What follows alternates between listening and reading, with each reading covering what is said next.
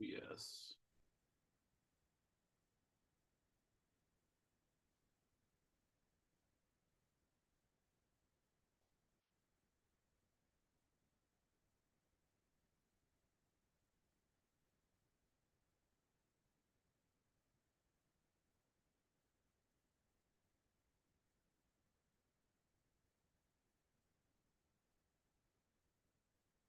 Sorry, guys. I'm just trying to do the stream part.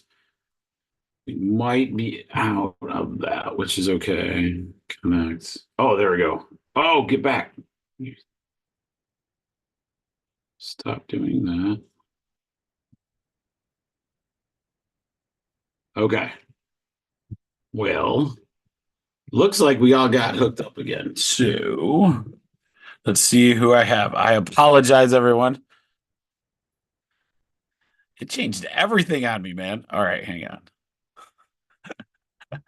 Only with the 1% tribe do you know that we screw up only 1% of the time. That's right. Change that. Let's see. We going again? I think we're going again. Okay. That's awesome. All right. I'm going to bring Amy back to a panelist. And then, and you got to add Fernando, are you Roderick? I'm going to bring you on anyway. I'm going to promote to panelists. There we go. Hopefully I get 2 panelists. There we go. Sweet. Okay. How you doing there, kid? Does it sound good to you? Yep, I'm good. Okay. Sweet. I don't know. Oh, I am live streaming. I don't know how this is going to work out. This is going to be fun. I wasn't talking bad. So, internet gods, I wasn't talking bad about statins. I was just saying, there's new guidelines. Dear Lord, I'm not about that. I don't care, but there is new guidelines. Ask your doctor. That was amazing. Amy and I have done this. Oh man, how many have we done? Probably I don't 50. know. Yeah, a lot. Easily 50, and have not had that happen. So that is it. The last one on the list was shampoo. Use organic shampoo. Quit using the crap, right? So there's a stuff called 1,4-dioxane, and it's really, really bad for you. And it's pretty much anything, it's any commercial one that makes it sudsy, right? So just remember that one. Try to go to get organic. I know it's more pricey, but that's my last one of the health world. Except for the statins. I'm sorry, Fernando. It wasn't supposed to be this crazy. I'm here, buddy. I'm here for you. It's all good. That was awesome. I was like, oh shoot. I had no idea what was happening at that point. I was like, what just happened? My entire thing went just That down. hasn't happened before, I don't think. Not the whole thing. No. Mm-mm. I know. It's pretty And no, I'm not Roderick. Somehow you got me as Roderick, but I don't know how. dude, it literally says Roddy Ross now. That's because he's the boss of the household, not me. I just pay the bills. Oh, is that Roderick? Is that your boy? Yeah. That's awesome. That's awesome. Fernando had a little exciting news today and a little text thread. We're going to a Lions game. It's gonna be Fun. fun. Yes, that'll be in like November or so. So good group of dudes too. It was like, and he's tried to talk me into going to this thing like how many, like 3 years in a row. 3 years in a row. Yeah, buddy. And they go to one Lions game together to an away game so that it's this big trip. Like, so they try, and the guy that organizes like gets a group rate, and then that way it's cheaper for everybody. But like, it really isn't even about the game at that point. It's about the stadium that you're going to see. So that's It's going to about be awesome. it's about the stadium and it's about the camaraderie and Yeah, ultimately you're gonna be the new guy, so be I know this is gonna be expecting lots sweet. of harassment, right? That's what you Yes, got to look forward to. yes. I gotta check my bed twice. I know how dudes are. I know how this goes. Really bad story to begin. When I was playing college football, this is a really terrible story, so I'm just gonna let you. So one guy, 3 years before I got there, had one piece of bologna. It was left to the captain of the football team in a bag 3 years prior to me being there, and it was still there. Oh, Okay, surviving the years. And so this captain would choose which freshman room it would end up in, beds, door handles, various things. And they did not knight me with the bologna, but you wouldn't believe that it was a 4-year-old piece of bologna Oh, in a with like tongs and stuff, and then they would pull it out and put it in guys' beds. It was terrible, but oh, that's got. I know, pretty hilarious. It survived. It's like it wasn't moving anymore, but I don't know. It was a master plan. So, but tonight is exciting for me because I love doing this, Fernando. So one thing, and this is kind of a more of a unique one. I want to talk about who you are first, and then from there we want to go into the journey you took that shock and awed me because I wasn't ready for you to be as much as I know him. I was like, I wasn't ready for that. I wasn't ready for him. And he probably saw it in my face, like, you're doing what? So I'm going, so I want everybody to be as shocked and awed as how nice a guy you are. And all of a sudden you're like, yeah, I'm doing this giant race-ish. And what would you call it? Like a trek, a it's a mission, journey. It's a a journey. journey. Yeah. Yes. In So I many ways. really, yeah, I really want people to understand this because this is what it's all about for me, like with these different interviews and those kind of things. So tell us a little bit about you, Fernando. So we'll start. I'm just a regular Joe, right? I am as normal as it comes. I've got an interesting background. First generation in the U.S. Moved to the States when I was 6 years old, and came from Connecticut to Michigan. I've done lots of activities in the past. I played football. I ran track. Um, Family guy, but played rugby for 15 years, and that was my identity. Um, when it was time to hang up the boots, as we call them, it was when my son was born, and I always said, once I start a family, that's going to be the end of rugby because I'm not going to have the time, won't be able to commit, and I lost something. I didn't know what that something was. Still don't really know what that something is, but it's it it's a flame inside, right? And I got to the point where, hey, triathlons might be cool. I quickly found out after about 2 years that I can't swim. I've tried and I've tried. I went to the Y for a year and a half. I got pointers from master swimmers. I got pointers from guys that have been doing tries for forever. And I plow water. I go this way instead of this way. Couldn't do it. Buoyancy shorts, wetsuits, didn't happen for me. So I said, what's next? Um, did duathlons, a couple of them nearby, but that didn't satisfy that craving. And I've done a few marathons, maybe a handful of marathons. I've done an ultra marathon, did Calhaven Trail for those that are close by, and that was just shy of 34 miles. Great time, lots of fun. Training is the best, and I do these things because of the camaraderie. Um, I need the sense of purpose. I need some kind of satisfaction at the end. And I had something missing. My buddy came to me and said, hey, I'm doing this thing. It's a race, it's 350 miles. Wouldn't you like to do it with me?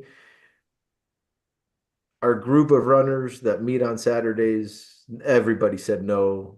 I didn't say no. I said, I'm not stupid enough to say yes, but I'm not smart enough to say no. Come home, talk to my wife, and I said, "Hey, what do you think about this?" She said, "It's nothing to do with me. What do you want to do?" And about 2 weeks later, I said, "It's time to sign up." So that's how the journey started. I mean, it comes down to um, it's a purposeful thing, and it's something that if it doesn't go away, if that mindset is there, it just keeps gnawing at you, right? I'd go to work and I'm an insurance agent. That's what I do. It's a boring life. Nothing exciting. I'm not an athlete. I don't fix anyone. I fix problems. But it's not anything anyone thinks is sexy and exciting. It's insurance. I sell security. I sell peace of mind. But it didn't leave, right? Every call, every email, it was in the back of my mind. Should I do this? Can I do this? And I've always prided myself on doing things that the normal folks don't do or find to be insane. So that was 90% of the motivation was, can we prove people wrong? Right. So I can't believe you played rugby for that long and still have a pretty face. You That's know, a I was that's the gifted. crazy part for me. My mother made me promise that in football and in rugby, I would wear my mouth guard. Right. I, Good I job. did that.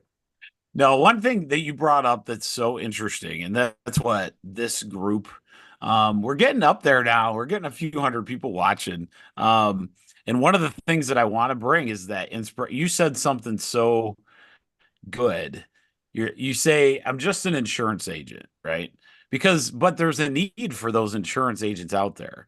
And so what happens a lot of times I see is that people identify to their work of who they are and they can't figure out how to like break that, or they were like, so you see that with, oh, food, work's miserable, and I can't do the things I want to do, and we have to break those because we're gonna have to have garbage truck drivers. We're gonna have to have horrible insurance agents that like have to no, but the idea is that all these things are things that allow our society to keep going.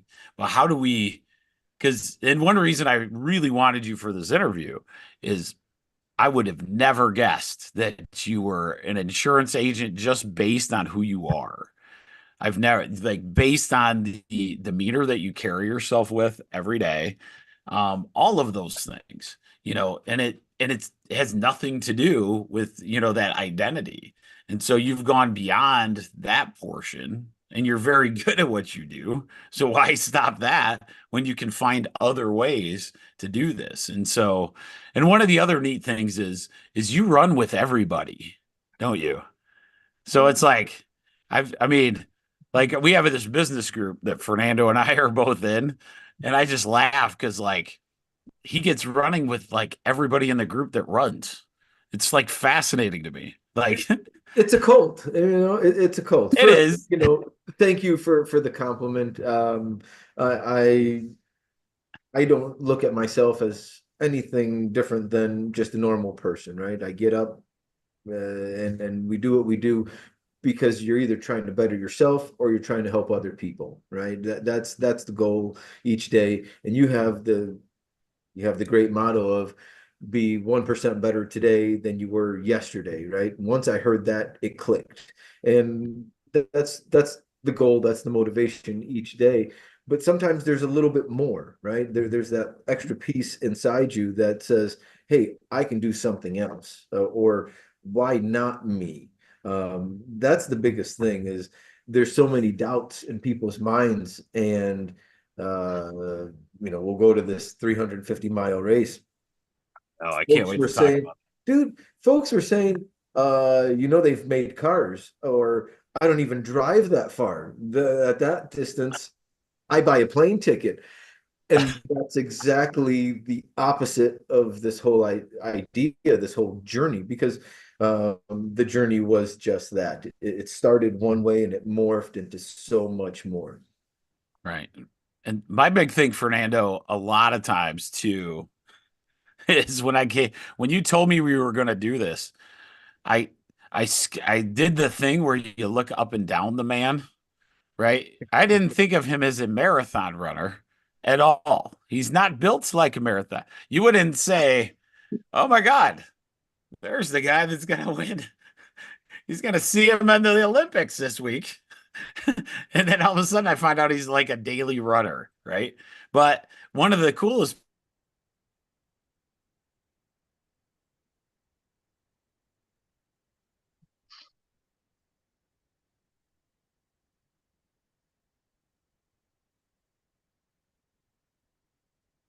Did we lose him again, Amy? I think we did. This has never Like happened. We've many done months so many of prior these too. and we've Oh, never he's lost here. He's him. here. All right. Oh crap! Did it lock up? Yes. Yeah. Dang it! This is so terrible. I am so sorry. So, so this is the part I want you to tell everybody about your lead up to um, this race. Lead up to it because you told me many months before. I was very worried that you knew what the hell you were getting into, and so I was like, okay, have you So ran this? Like, and so I wanted to see because you were very successful and just kind of leading up to it. What did you do, to get going? so first, uh, the lead up was just the idea of this is something no one else, the normal person's not able to do or not willing to commit to. Um, that was the first obstacle, the first hurdle. The one thing that drove me was all the folks that said absolutely not. And we had quite a few in the group that said, "You're nuts. Nope, not me. Thank you. Pass." And they're avid runners. They do what they do every Saturday without a hiccup. And some of the most committed people I know in life are these runners. They go week after week, mile after mile. And what Jeremy's saying is, I have the non-traditional runner's build. There is no way that you would think I would I'm say it totally different marathon. than that. You You're know, chubby. I'm just kidding. I'm just kidding. I'm a little heavier, a little stouter. It's what it is. Um, but you put it in your mind. That was the first thing. You commit to the journey, to the process of getting there. And it was I've got to run 4 to 5 days a week. On Saturdays, it's my long race. Every Saturday was a race within itself. And then we did back to back. So I had a buddy that did it with me, Brian Schneider, and we would go back to back runs on Thursdays, Fridays, Saturdays, and then Sundays. We'd go early morning, late in the evening, and try to get as much as we could of the pounding on our body, get as little of the recovery as we could, so that we could mimic as much as possible of what we were going to see in 350 miles. The biggest thing, and I'll share a little bit of the journey. What triggered me and what made it exciting was you did not know the route. You sign up Oh, for this sweet. blind, right? Uh, Yeah. you know where you're going to finish, and that's where you meet. And they bus you to the beginning. You don't get the route until about 12 hours, less than 12 hours before the race actually starts. And it's 100% self-supported. So if you need water, you better be carrying it, or you have to purchase it along the way. And food is the same way. There are no pit stops. There are no aid stations. You need it, you've got to find it, and you can't get in a car. That's the biggest rule. You get in a car, you're disqualified, and you have to stay the course. So that whole uncertainty, the unknown, that was what was awesome. The preparation, that was a journey in itself, trying to figure out how you're going to beat this thing. Um, it's you against yourself. And the only thing I said is there will be no quitting unless it's an injury. If Mhm. somehow I can't continue because my feet are all tore to shreds from blisters, or I get a real injury, Achilles or plantar fascia, then if I can't continue, fine. But short of that, no, we're 100% full steam ahead. That's awesome. How many days was 350 miles? So they give you 10 and a half days. That is the official cap. If you go beyond that, even if you finish, you're disqualified. My friend and I did it in 9 days, 8 hours, and a couple, 30 minutes, something like that, was the official time that we spent on the road. Um, Part of that, we went through the night to avoid the heat of the day. So this was in June. June 15th was the first day in Tennessee, Georgia, where Georgia and Tennessee come and meet. And uh, again, the official start was Fig, North Carolina, and we traversed three mountain peaks into from North Carolina into Tennessee, and got to Knoxville, went south, and back to Kimball, Georgia. It, you look at the map, it doesn't seem like a whole lot, but when you're doing it on foot, day, night, figuring out where you're going to sleep, that's the biggest thing. I mean, Right. Terrain, staying, being able to think, like literally think ahead of time. so you plan 20 miles, 20 to 30 miles at a time, right? Where's my next pit stop?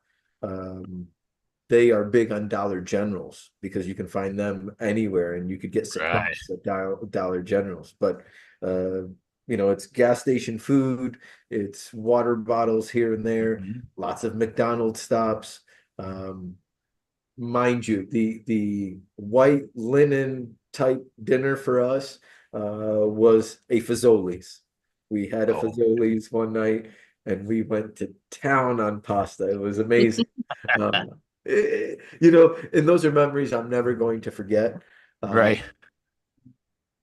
but it just there was reinforcement of mental fortitude. There were a few times that you say, "Hey, can I continue?" My two pinky toenails fell off on day four, blistered up, and got so bad, plucked them off. Here they go. I'm coming home two pinky toenails lighter. Mhm. Did But you what guys, was how the, many what sleep, was how the much option? sleep? How much sleep did you have? Did you think? So in terms of sleep, we'd sleep 4 to 4 hours a day. About Okay. four, we'd stop for about six. We'd sleep maybe four. Sometimes during the day, sometimes at night. Mm-hmm. Yeah, Because like at night, that made sense because then you can keep the heat off of you. correct, That makes total sense. correct. Sleep during the day. Was it on road? All A lot, road, all road. 100% road for folks here in Michigan, in the local area, like M66, M78. Some had great shoulder, some have had absolutely no shoulder, right? Right. You're battling the traffic, very little cover, very little shade. So the days that it rained, it downpoured 100%, drenched. That And is that for crazy. me those were the worst days. There is nothing worse than having that Oh, chill in the spine, no warmth to speak of no. what's And coming. try to sleep in that. Uh-uh. I don't Not even want to be fun. awake in that, let alone sleep. Come on, Jeremy. True No. story, man. That's crazy. But I think it's cool. Like one of the things that I really brought you on to for that is it was a cool, like you would video yourself going through as much as you could, as you did that. And the passion and the desire in you guys' faces, just another day, just another day. And I freaking loved it. Was like you could almost feel you saying just one more step, just one more step. We're just gonna take another step.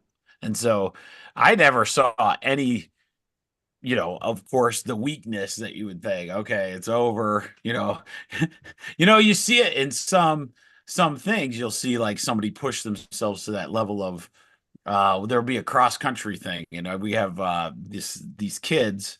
So our Optimist Club always does this like cross country, and I'm always fascinated at the front at the finish line of these kids just giving everything. And one thing you don't want to be is at the end of a finish line of a cross country meet, because I had no idea people puke in. I was a lineman. I didn't move my feet ever that fast. These kids get to the end of this thing and it's just hurl upon hurl upon hurl. Like, and you can feel the angst, like, I'm so glad I'm done. And I just never got that out of either of you. Anytime that you did that, and it was there, I know that. It was But there. but the balance that you had, like, I'm going to go through this, and that was, to me, that's very inspirational. Like when you're talking to people that have not walked in, they maybe get 1,000 steps a day. Like, how do we get that look, that vision?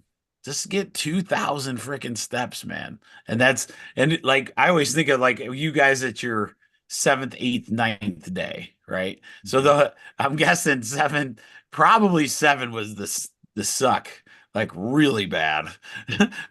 Maybe before that, but seven would probably be like, oh Jesus, like there's 2 more days of this stuff, or 3 more days. So I was just so, I always look at that. I'm like kind of a reader of body language or so, By and that one, by you day guys just seven, punch through.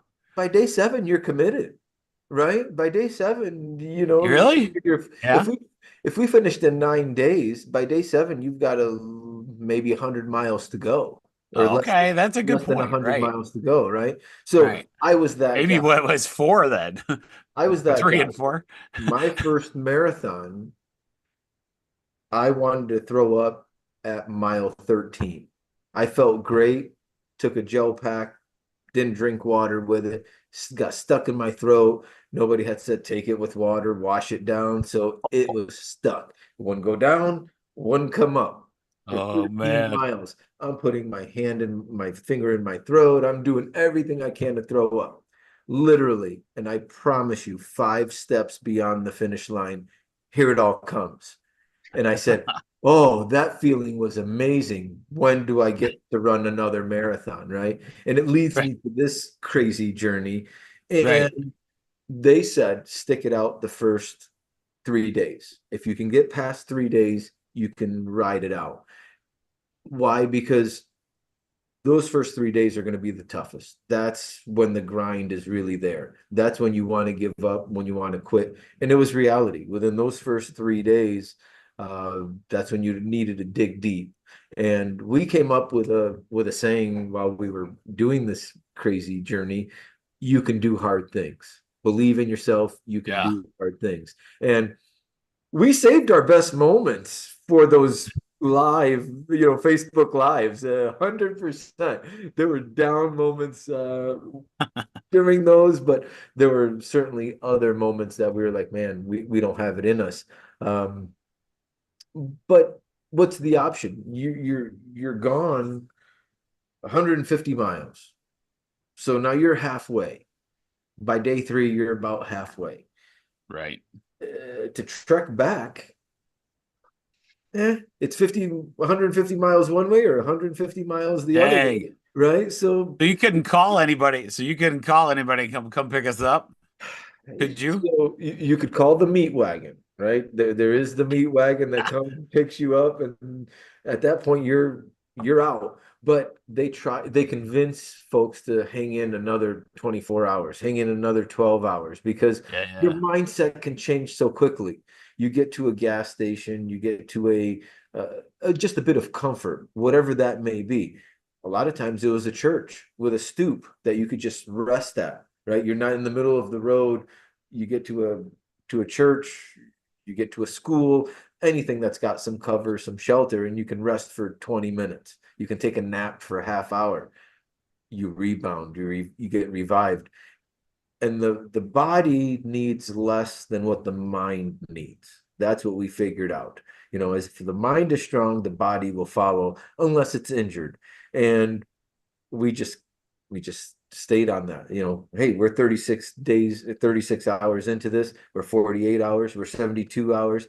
And you just keep Awesome. grinding, just keep grinding. But it was you can do hard things. Yeah, And then, I then it love it. became inspirational for others, right? My wife's Yeah. telling me, we check in every day or so, and she's like, "Hey, you've got people watching this Facebook Live thing. You need to keep going." I'm like, I don't know if I can keep going, right? But you do it for yourself and you do it for others. Well, Never is you're it you're about us. doing it for you're doing it for something bigger because it's the ordinary person. It's the ordinary person me and you hang out with every freaking day that look on the TV or see the guy with the all the running gear, like whatever that is, right? Like you don't emulate that. You've never emulated that in my world, right? So Right. not that you aren't that, you could be some thing that like those kind of things, but at the same time, that's what my ordinary people need. We need those things. The guys that are going to work every single freaking day. How does that happen? Like one of my other favorite interviews, Kathy Wallace Roche. She did three times she rode across America. 55, she got the record for the being the 50, the closest. One time, the smoke of the California fires wiped her out before she could finish. So she went back and did it again, and then she went back to her job, Yep. just like no big deal. And that's so that always, to me, it's always been a thing of life that I'm just like, what are we doing? How did Fernando's trip not make it in the news? Like any of those, he wouldn't let it happen, right?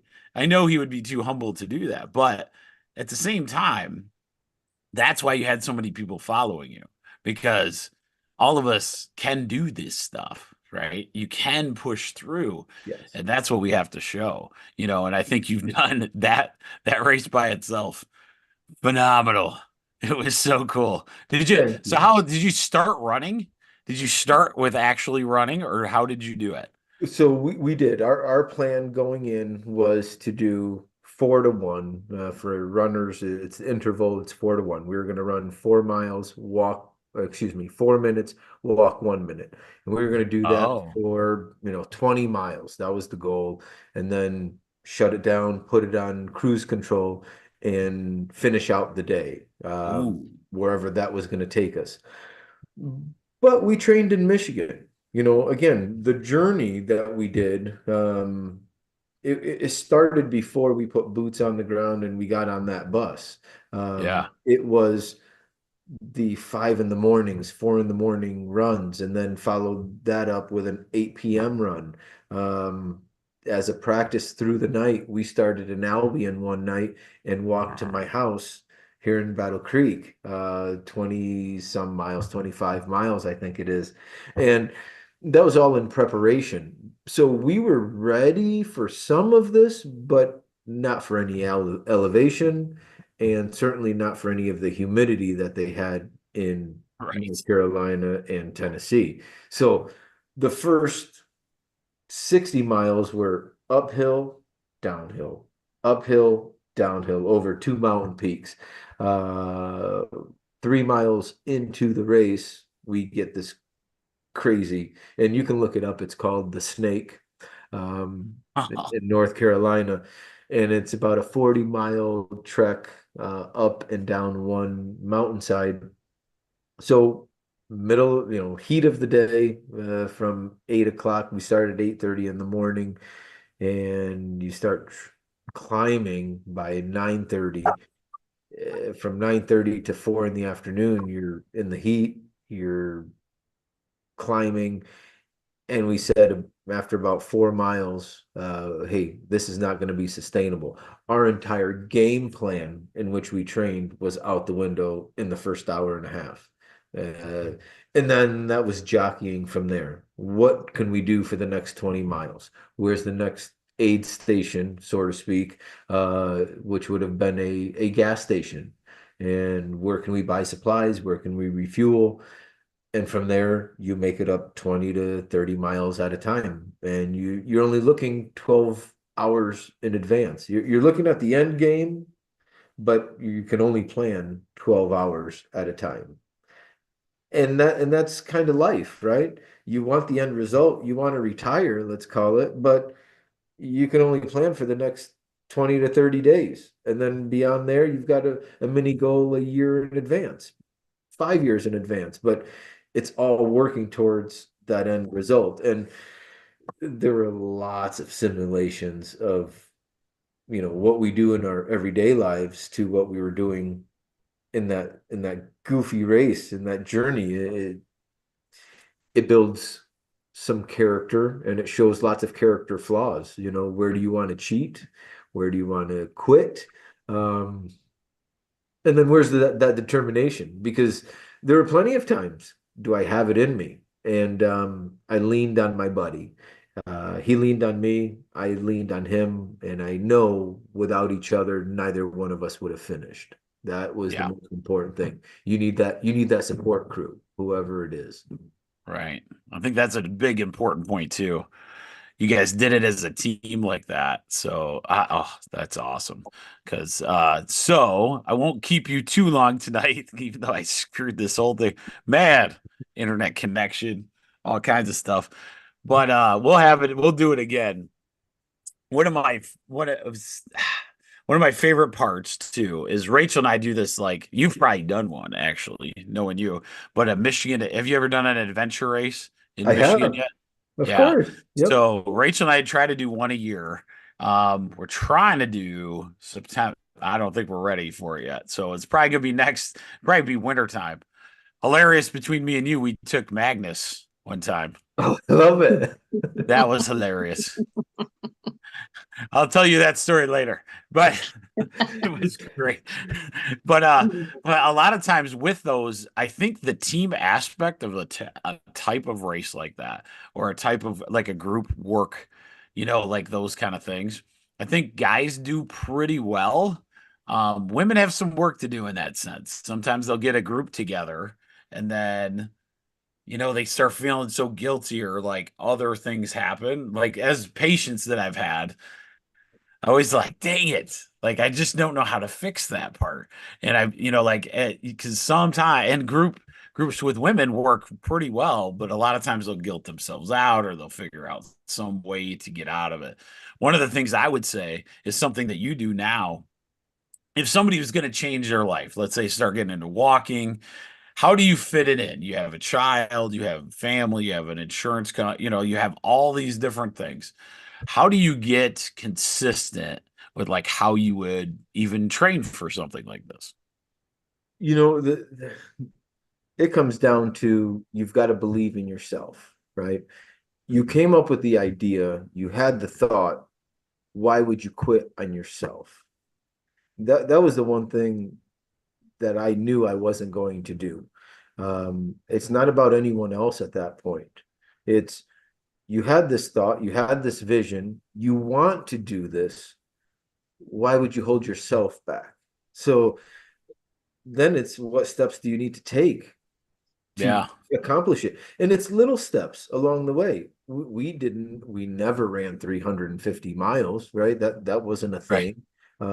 We ran 5 to 7, we ran 10, we Man, ran 15. that's And so that seems cool. like a lot for some people. I get it. But once you But start going, once you start yeah, going, it becomes second nature and it's what you do. And you start to enjoy it. I mean, you do. You start to embrace it. You see progress, you get satisfaction out of it.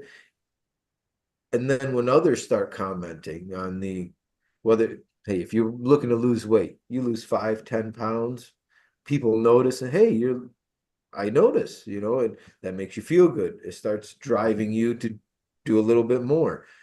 You have no idea along the way how many people said, "You're nuts. Why are you doing this? That's plain stupid." I'm doing it because of those people, right? That can't do it for whatever reason. They've got that block. Hmm. I don't want to be the person with a block.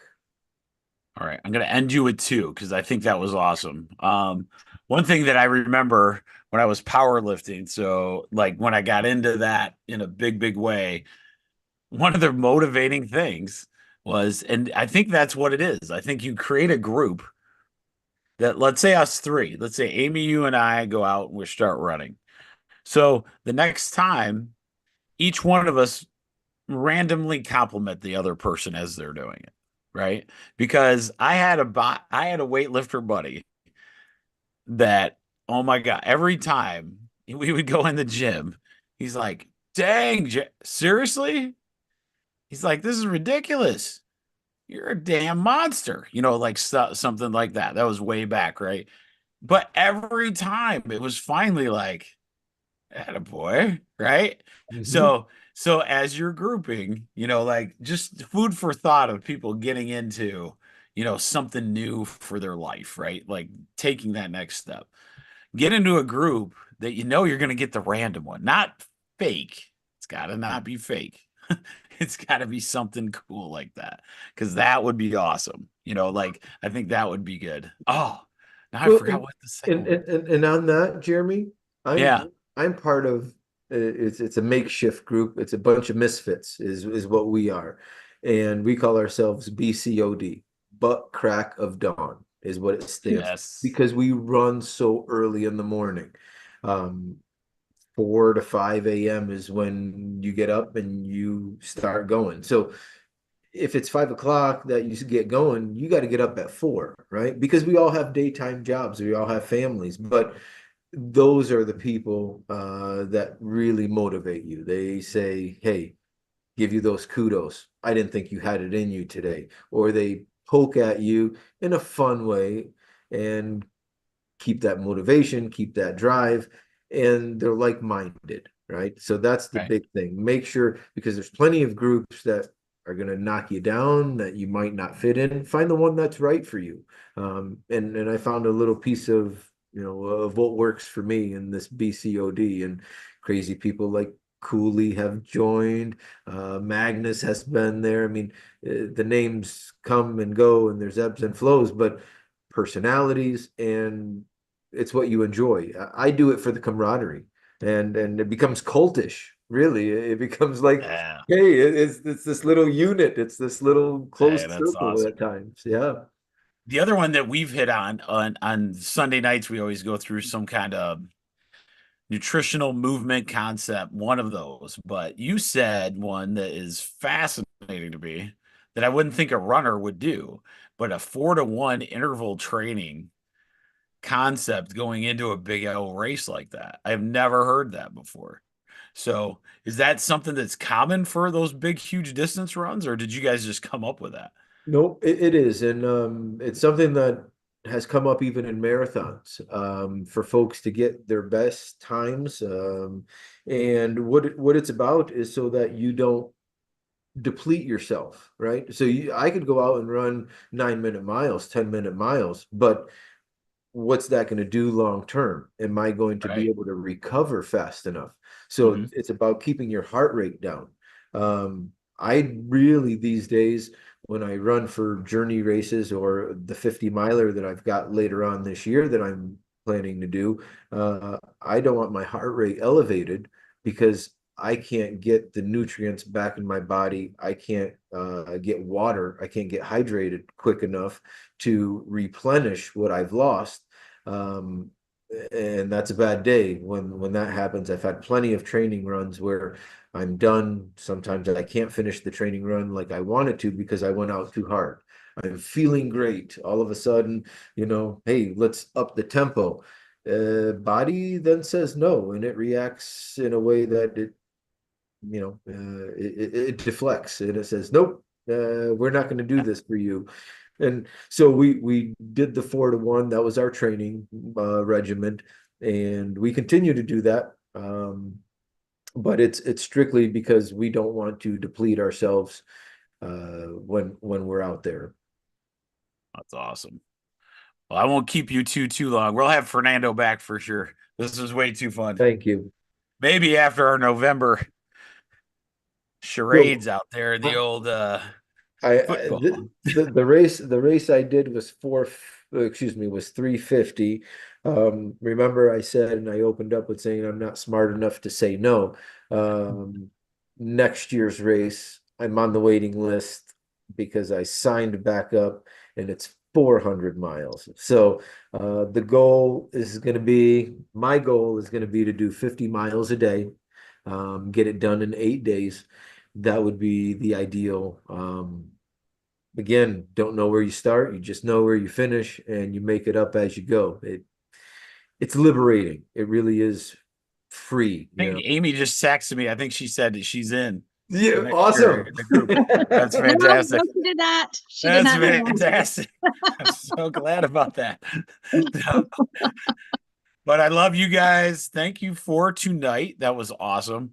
Thank you. And for the people watching, which it's pretty cool. As much crap as we've had happen tonight, we're still going, which is awesome. But if anybody wants to see this, it'll be in the audio version and this podcast called the the Prize Inside. So that's on like all the Spotify's and all that kind of stuff. And this will be on the 1% Tribe on the Substack. So make sure if you want to get one of those two things, that would be awesome. But yeah, we'll definitely do this again. That was awesome. Um, you guys got any last minute hurrahs? I'm All good. right. All Good. right.